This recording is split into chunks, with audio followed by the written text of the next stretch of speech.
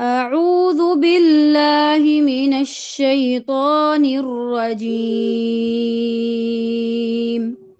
بسم الله الرحمن الرحيم.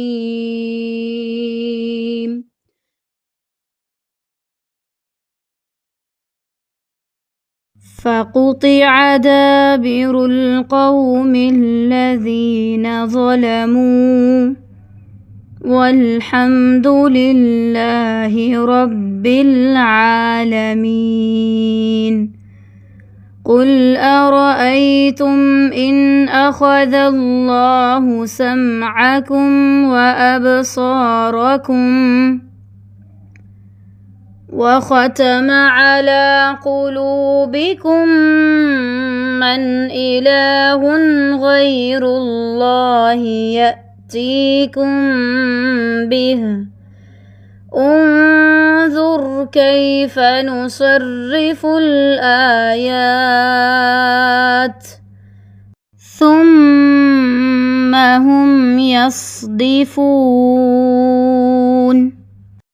قل أرأيتكم إن أتاكم عذاب الله بغتة أو جهرة هل يهلك إلا القوم الظالمون. وما نرسل المرسلين إلا مبشرين ومنذرين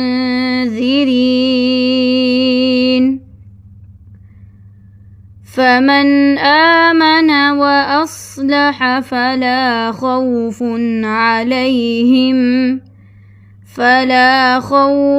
عليهم ولا هم يحزنون. والذين كذبوا بآياتنا يمسهم العذاب بما كانوا يفسقون.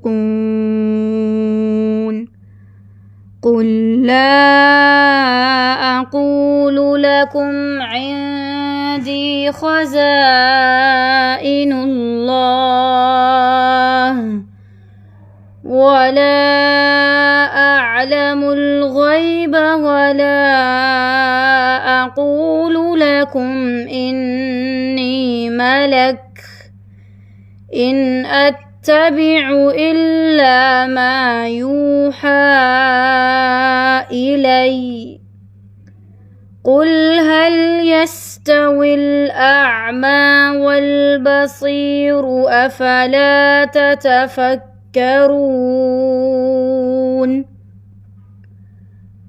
وأنذر به الذين يخافون أن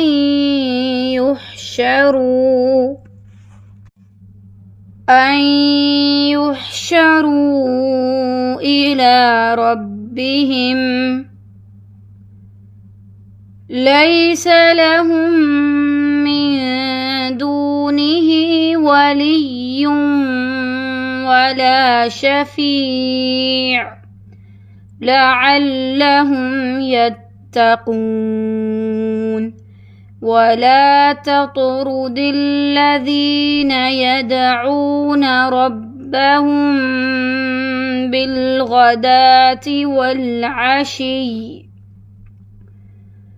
يريدون وجهه ما عليك من حسابهم من شيء وما من حسابك عليهم من شيء فتطردهم فتكون من الظالمين. وكذلك فتنا بعضهم ببعض ليقولوا أهؤلاء من الله عليهم من بيننا أليس الله بأعلم بالشاكرين